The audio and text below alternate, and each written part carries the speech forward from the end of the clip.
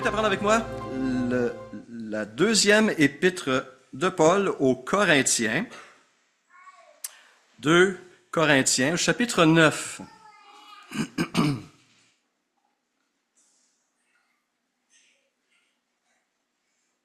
Il y a 2 semaines, nous avons vu comment le geste sacrificiel d'une pauvre veuve avait impressionné notre Seigneur. Nous rappelons cet épisode où Jésus est dans le temple après avoir terminé son ministère public, à quelques jours de sa propre mort. Il se retrouve dans la cour des femmes où il y avait ces troncs où les Israélites pouvaient apporter leurs offrandes. Et il a pris le temps de s'asseoir et il nous dit, Marc 12, 41, « Regardez comment la foule y mettait de l'argent. » L'attitude du donateur chrétien ne passe pas inaperçue aux yeux de notre Seigneur. Bien au contraire, elle a une très haute importance à ses yeux. C'est ce que Paul va souligner dans ce chapitre 9 de 2 Corinthiens. Les chapitres 8 et 9, Paul a présenté probablement l'enseignement clé sur la libéralité chrétienne. Comment nous sommes appelés en tant que disciples de Jésus-Christ à vivre une vie généreuse dans ce monde. Et à la fin de cet exposé, il va présenter l'impact d'une vie généreuse. Ce matin, c'est ce que nous voulons regarder ensemble. Commençons notre lecture en 2 Corinthiens, chapitre 9, verset 6. « Sachez-le, celui qui sème peu, moissonnera peu, et celui qui sème abondamment, moissonnera abondamment.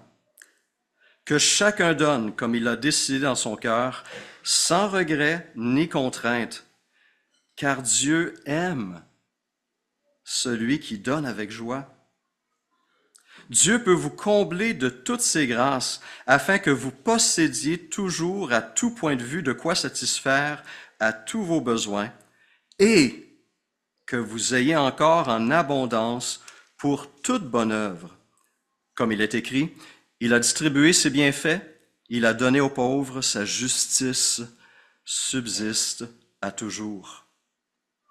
Que celui qui fournit de la semence au semeur et du pain pour sa nourriture vous fournisse et vous multiplie la semence et qu'il augmente les fruits de votre justice. Ainsi, vous serez enrichis à tout point de vue pour toutes sortes d'actes de générosité qui, par notre intermédiaire, feront monter des prières de reconnaissance vers Dieu. En effet, le service de cette collecte ne pourvoit pas seulement aux besoins des saints, il fait aussi abonder des prières de reconnaissance envers Dieu. À travers l'expérience qu'ils font de ce service, ils célèbrent la gloire de Dieu à cause de l'obéissance dont vous faites preuve dans votre adhésion à l'Évangile de Christ et de votre générosité dans la solidarité avec eux et avec tous. Et ils prient pour vous, parce qu'ils ont une vive affection pour vous à cause de la grâce surabondante que Dieu vous a faite. Que Dieu soit remercié pour son don incomparable. Ce texte nous invite donc à nous examiner. Comment est-ce que je donne? Quelles sont les motivations, même les émotions qui m'animent lorsque je partage les biens que le Seigneur m'a accordés? Et cette motivation est importante, n'est-ce pas? Quelqu'un a dit on peut être généreux sans aimer. On peut donner sans aimer, mais on ne peut pas aimer sans donner. C'est intéressant. Ce que l'amour produit dans la vie d'une personne. Les motivations sont importantes. Ce texte de 2 Corinthiens 9 m'a fait penser à cette histoire d'un homme qui a rédigé un chèque de 5 000 $ pour donner à son beau-fils qui se mariait cette journée même-là avec sa fille aînée. Après avoir rédigé son chèque de 5 000 $, il l'a remis à sa fille cadette avec la demande qu'elle lui apporte à son beau-fils, à son futur beau-frère, à elle, ce chèque de 5 000 $. Alors, la jeune femme est partie. Et à son retour, le père lui a demandé si elle avait rempli cette commission. Puis elle dit, oui, j'ai remis le chèque à mon futur beau-frère. Et le père a demandé à sa fille, alors, qu'est-ce qu'il a dit lorsqu'il a reçu ce chèque de 5 000 $?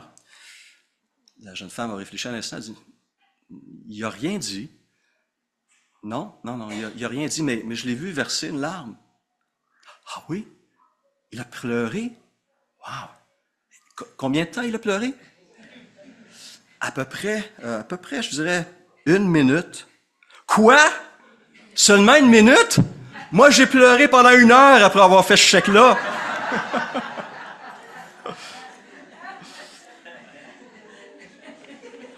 Je pense que cet homme avait de toute évidence donné avec plutôt regret qu'avec joie.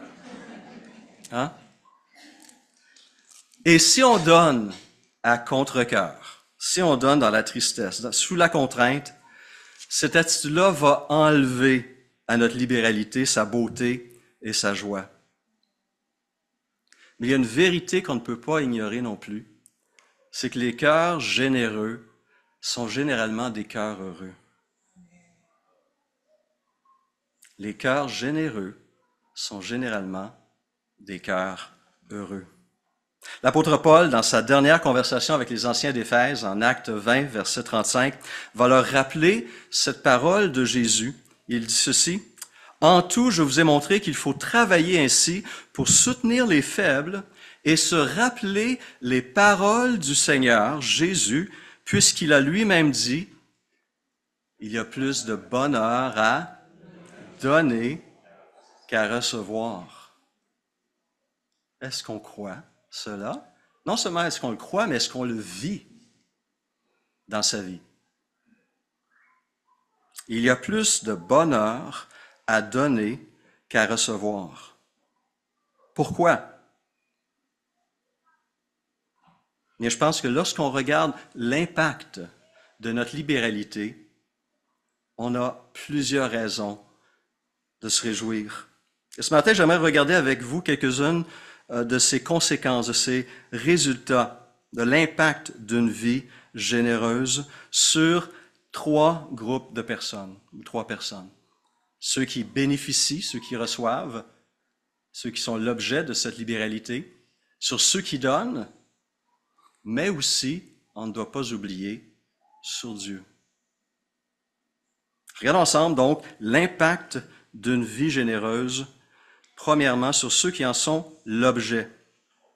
Alors évidemment, un des impacts les plus évidents, c'est que notre générosité va combler un besoin et va soutenir plus largement la mission de Dieu. Et ce genre de comportement, je le répète, est considéré comme étant une caractéristique fondamentale d'un disciple de Jésus-Christ. C'est un comportement, un style de vie qui est attendu de la part d'un chrétien. N'est-ce pas ce que Paul disait aux anciens d'Éphèse, n'est-ce pas? Je vous ai montré qu'il faut travailler ainsi. Pourquoi? Pour soutenir les faibles. Et cette vérité, c'est importante que lorsqu'il va rédiger sa lettre à cette communauté, quelque temps plus tard, à l'église d'Éphèse, il va leur rappeler cette vérité au chapitre 4, verset 28, que celui qui volait cesse de voler, qu'il se donne plutôt la peine de travailler honnêtement de ses propres mains. Pourquoi? Pour avoir de quoi donner à celui qui en a besoin. Ça, c'est dans la lettre de Paul aux Éphésiens. Plutôt que de prendre ce qui appartient aux autres, je dois prendre de ce qui m'appartient pour le donner aux autres et à ceux qui sont dans le besoin. Avez-vous déjà vu votre travail sous cet angle-là? La raison de notre libéralité, la raison des capacités que le Seigneur nous donne pour pouvoir travailler et gagner notre vie? Est-ce que ma gestion de mon salaire reflète cette préoccupation divine?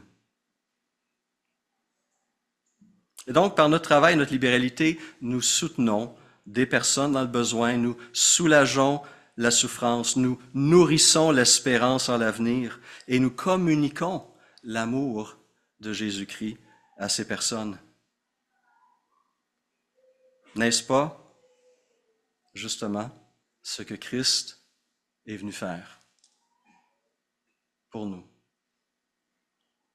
Dans cette section où il va développer son enseignement sur la libéralité, au chapitre 8, verset 8, Paul va dire aux Corinthiens, « Je ne dis pas cela pour donner un ordre, mais pour éprouver la sincérité de votre amour par l'exemple du zèle des autres. En effet, vous connaissez la grâce de notre Seigneur Jésus-Christ qui, de riche qu'il était, s'est fait pauvre afin que vous soyez enrichis. » Quelle pensée incroyable, n'est-ce pas? Un Dieu riche qui, d'une manière incroyable, nous dit Paul, s'appauvrit pour nous. Et lorsque nous soutenons financièrement notre Église ou un missionnaire ou un ministère, une organisation, une cause quelconque, lorsque nous venons en aide à quelqu'un dans le besoin, nous soutenons la mission de Dieu et le bien commun. Notre libéralité devient une force, une influence pour le bien et nous faisons briller à travers elle aussi la lumière de l'Évangile. Une vie généreuse va aussi susciter la reconnaissance et des actions de grâce chez ceux qui ont été l'objet de cette libéralité. J'ai été moi-même béni à bien des reprises à travers mon ministère.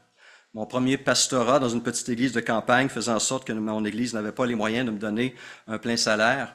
Mais j'avais une église où j'avais fait mon stage pastoral d'1 an qui avait pris la décision, sans m'en informer au début, de contribuer financièrement des sommes importantes pendant au moins 2 ans pour m'aider dans mon pastorat.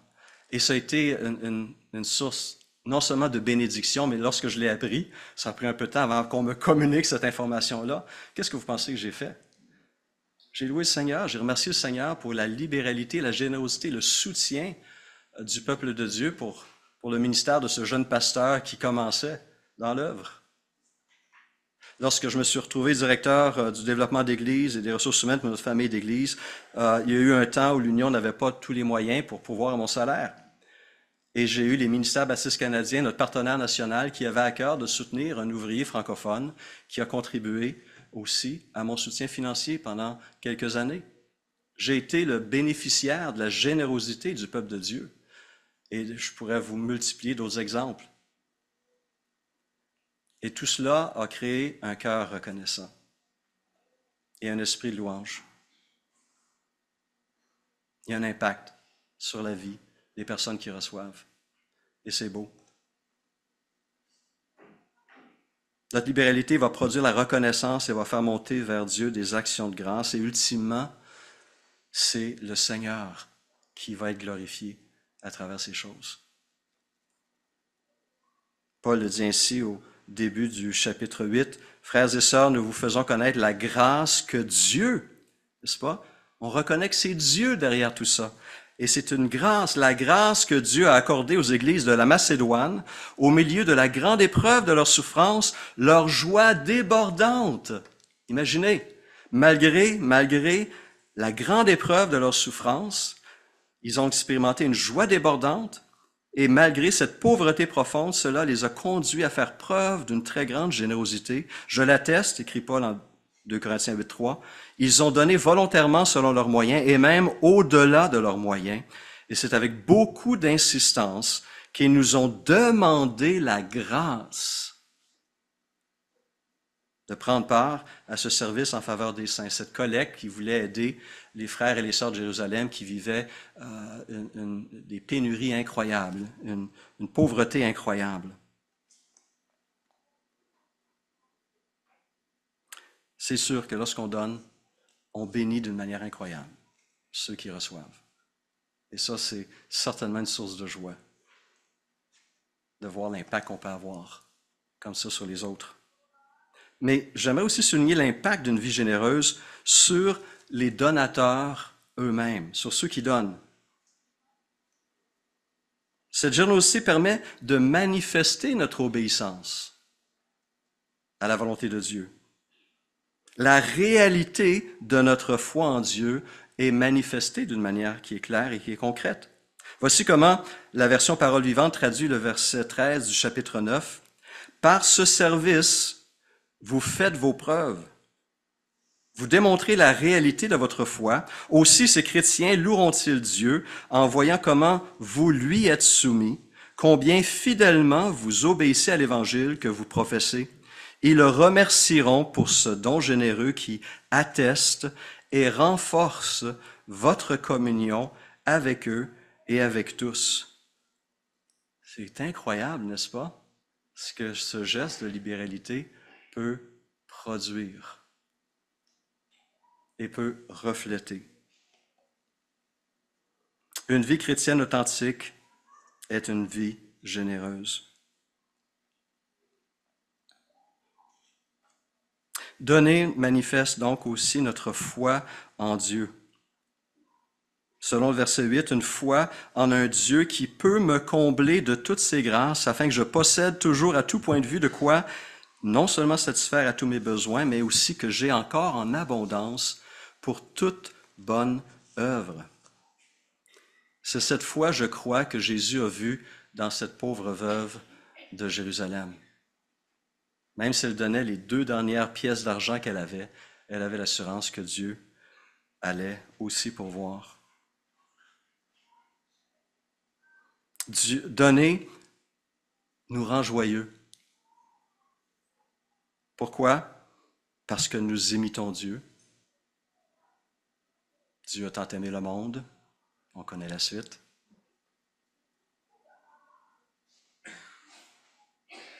Parce que nous obéissons à Dieu en vivant comme nous avons été appelés à vivre. Mais aussi, il y a une dimension qui m'a toujours fasciné. Nous devenons collaborateurs dans l'œuvre que nous soutenons. Regardez comment l'apôtre Jean va décrire cette réalité à un dénommé Gaius dans sa 3e épître. Au verset 5, il dit ceci. « Bien-aimé, tu agis fidèlement dans ce que tu fais pour les frères et même pour des frères étrangers, lesquels ont rendu témoignage de quoi? De ton amour. » C'est une manifestation d'amour. En présence de l'Église, tu feras bien de pourvoir à leur voyage d'une manière digne de Dieu, car c'est pour le nom de Jésus-Christ qu'ils sont partis, sans rien recevoir des païens. Nous devons donc, écrit Jean, accueillir de tels hommes afin d'être ouvriers avec eux pour la vérité. En exerçant le ministère d'hospitalité, en soutenant des ouvriers, des missionnaires, des organisations chrétiennes, nous devenons partenaires, collaborateurs dans cette œuvre-là. Et je regarde autour de moi, il y a tellement de besoins, n'est-ce pas? Si je pouvais me multiplier, j'aimerais bien pouvoir le faire, me cloner. J'aimerais aussi avoir d'autres capacités, d'autres dons. Le Seigneur a décidé que j'ai seulement ceux que j'ai maintenant et que je puisse bien les utiliser. On aimerait voir notre vie avoir un impact encore plus grand. Mais je réalise que lorsque je soutiens, par exemple, l'Alliance évangélique du Canada, je soutiens des serviteurs et des servantes de Jésus-Christ qui vont se tenir devant les législateurs de notre pays pour influencer la rédaction de lois, ou qui vont se retrouver devant les juges de la Cour suprême pour défendre la vérité, la liberté, la justice. C'est pas moi qui est là, mais par mon soutien, je permets à ces personnes d'être là. Et ça, c'est quelque chose de beau. Je ne peux pas me rendre en Inde pour libérer Gauri. Gauri était une mère monoparentale qui s'est retrouvée avec ses enfants, imaginez, esclaves pendant 10 ans d'un propriétaire d'une usine de briques. Pourquoi? Parce qu'il y a 10 ans, devant des besoins de sa famille en nourriture, en médicaments, elle a été demandé un prêt à cet homme d'affaires et il a réussi à prendre le contrôle de sa vie et de la vie de ses enfants et en faire des esclaves pour les forcer à repayer à petite dose. ce prêt qu'il leur avait accordé. Et cette femme et ses enfants ont payé pendant 10 ans. Ils étaient littéralement esclaves de cet homme. Mais grâce à une mission chrétienne, la mission internationale pour la justice, un avocat et une travailleuse chrétienne ont réussi à retirer cette femme et ses enfants de ce milieu-là et de demander justice pour que des actes comme ceux-ci ne se répètent pas. Je ne me suis pas rendu en Inde, mais à travers mes offrandes, j'ai pu aider quelqu'un qui a contribué à la libération de cette femme. Je ne peux pas me rendre en Sibérie pour travailler parmi les Tchouktchis, mais comme plusieurs l'ont fait ici, je peux soutenir Geneviève Perrault, qui, elle, à travers ses dons, ses talents, son appel, s'est investie pour apporter l'Évangile à cette peuplade. Je ne peux pas aller en Chine pour offrir un logement de secours à des réfugiés nord-coréens qui fuient la persécution religieuse et la famine dans leur pays. Mais à travers Porte Ouverte, je soutiens une femme d'origine nord-coréenne qui s'est réfugiée en Chine et qui a réussi à louer un logement qui accueille ces réfugiés, qui leur donne espoir. Je ne peux pas faire plein de choses, mais je peux faire certaines choses aussi à travers les moyens que le Seigneur me donne. En soutenant ces personnes et ces ministères chrétiens, je participe. Nous participons à toutes ces activités. Nous devenons ouvriers avec eux pour la vérité, pour la justice, pour la liberté. Et ça, croyez-moi, je trouve ça excitant. Ça me réjouit. Parce que je peux faire une différence sans nécessairement pouvoir aller là-bas ou avoir les dons, les capacités de faire ces choses. Je peux soutenir ceux qui le font. Et j'en suis partenaire. Finalement, on doit reconnaître qu'une vie généreuse a aussi un impact sur Dieu. Elle réjouit le cœur de Dieu et l'amène à déverser son amour en nous. C'est ce que Paul va développer ici en 2 Corinthiens 9. D'autres auteurs vont souligner cette vérité. Hébreux 13, verset 16, il dit « N'oubliez pas de faire le bien et de vous entraider, car c'est de tels sacrifices que Dieu prend plaisir. » Donner au nom de Christ est un acte aussi d'adoration, avant d'être un geste de solidarité envers ses frères dans le besoin. C'est ce que Paul voulait faire comprendre aux croyants de Philippe lorsque ces Philippiens, malgré leur pauvreté, ont soutenu à plusieurs reprises l'apôtre Paul dans sa mission d'évangélisation.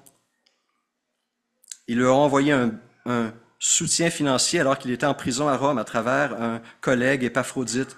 Et Paul prend la plume pour les remercier et leur écrit ceci: « J'ai été comblé en recevant d'Épaphrodite ce que vous m'avez envoyé comme un parfum de bonne odeur, un sacrifice que Dieu accepte. » Que Dieu accepte et qui lui est agréable.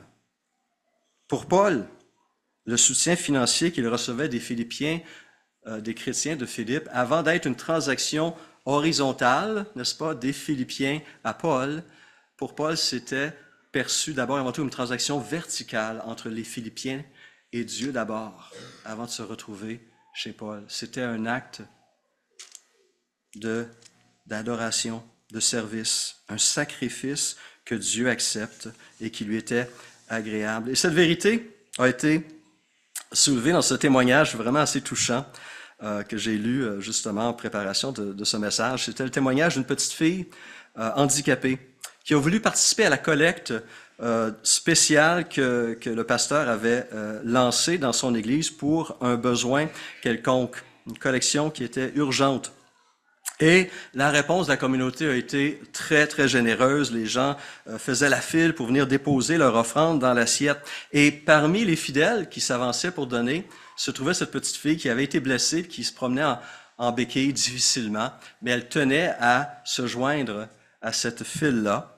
Et lorsqu'elle est arrivée en avant à l'assiette d'offrande, elle a enlevé une bague qu'elle portait, et elle l'a déposée dans l'assiette.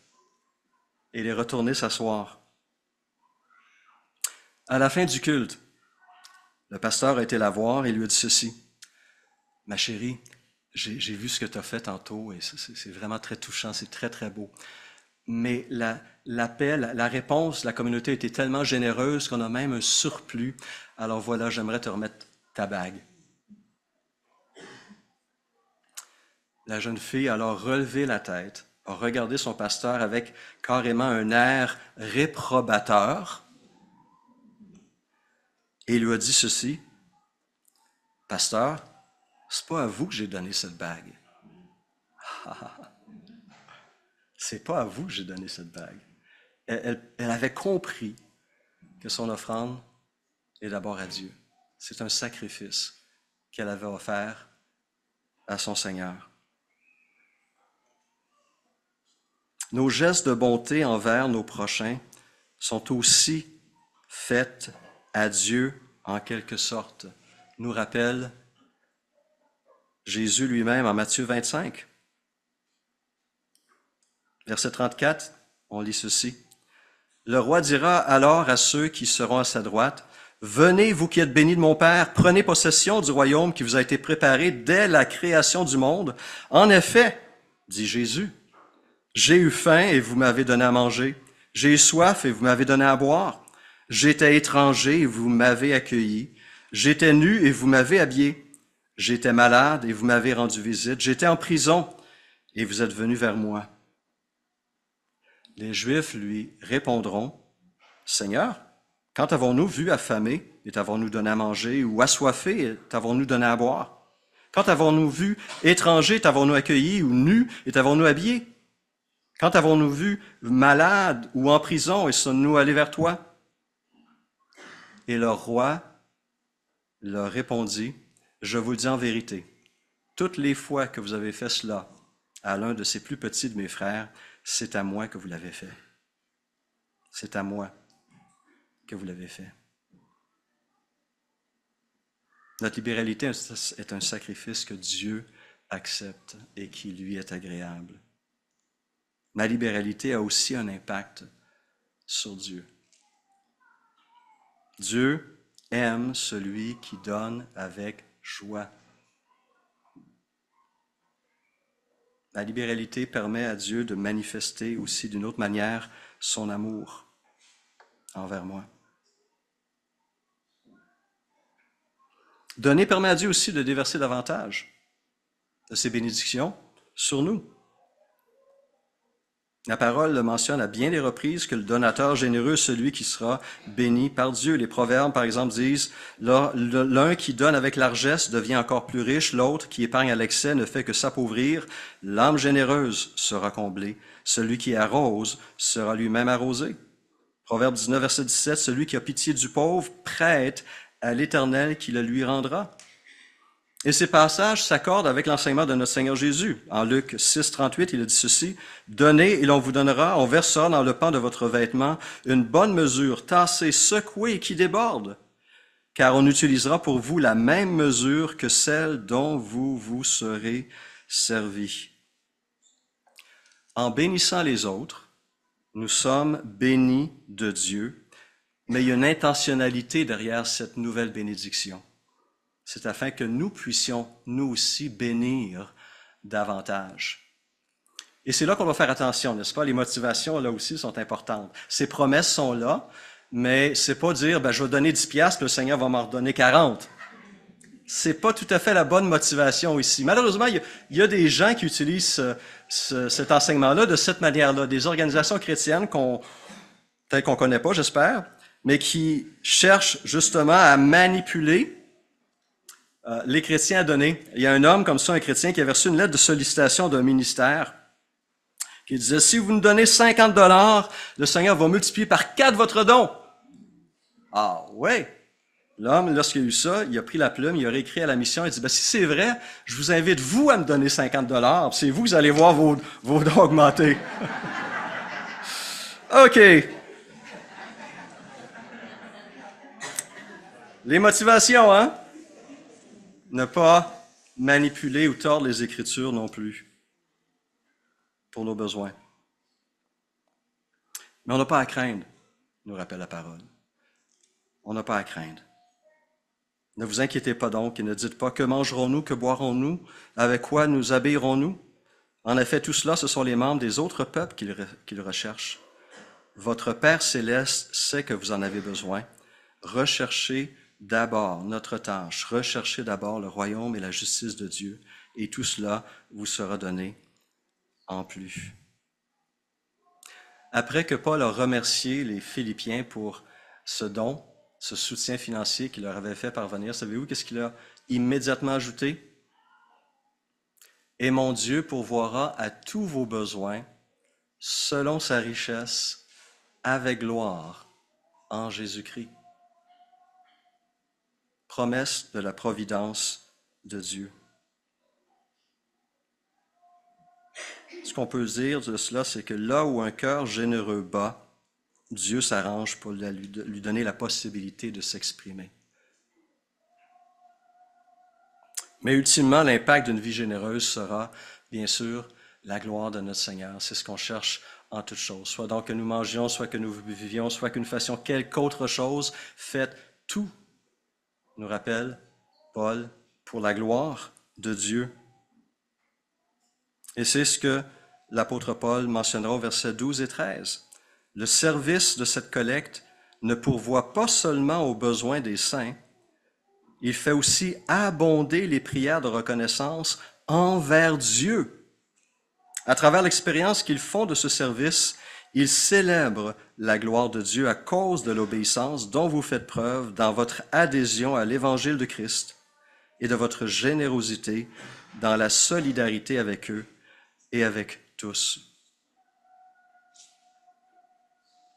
Puis après avoir longuement parlé du don des chrétiens en faveur des croyants de Jérusalem, Paul conclut en remerciant Dieu pour son don ineffable, celui de son Fils et celui de la bonne nouvelle. J'espère qu'à la lumière de ces choses, nous comprenons un peu plus maintenant qu'est-ce que Jésus voulait dire lorsqu'il a dit qu'il y a plus de bonheur à donner qu'à recevoir. Et je termine avec cette parole qui a été citée au tout début.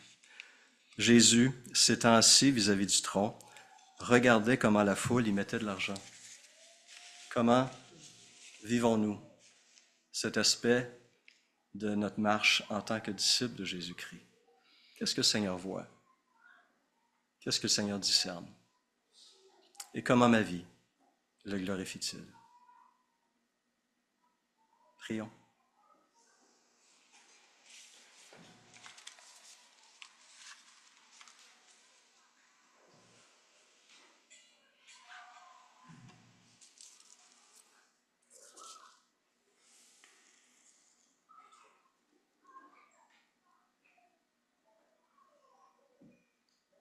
On aime chanter, Seigneur, ou peut-être pas, ça dépend. Oui, prends tout, Seigneur. Seigneur, on t'a déjà donné notre vie entière, et donc tout ce que nous sommes, tout ce que nous avons t'appartient. Tu nous invites à être des intendants fidèles, des serviteurs fidèles. Et cela peut prendre différentes formes, selon les capacités, selon les dons, selon les désirs que tu places sur notre cœur, mais la réalité demeure qu'un disciple est appelé à imiter son maître, qui lui s'est donné pour bénir. Seigneur, que notre vie te glorifie, que notre vie de libéralité, que notre travail aussi soit utilisé pour pourvoir aux besoins des uns et des autres, pour soutenir, Seigneur, des causes qui font un bien incroyable, non seulement ici à Québec, mais peut-être à travers le monde. Seigneur, que notre vie puisse briller à travers ces organisations et ces personnes qui sont les bénéficiaires de ta générosité envers nous. Merci pour ces rappels ce matin. Oriente-nous dans ces voies pour la gloire de ton nom. Amen.